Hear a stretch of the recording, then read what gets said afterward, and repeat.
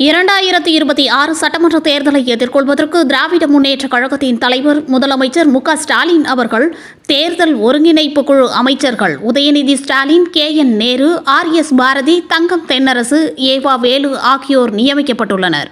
2026 சட்டமன்ற தேர்தல் ஒருங்கிணைப்பு குழுவின் சார்பில் சட்டமன்ற தொகுதி வாரியாக செயல்பட்டு வரும் தொகுதி பார்வையாளர்களை குறிஞ்சி இல்லத்தில் இன்று சந்தித்து உரையாற்றினார் அமைச்சர் உதயநிதி ஸ்டாலின்.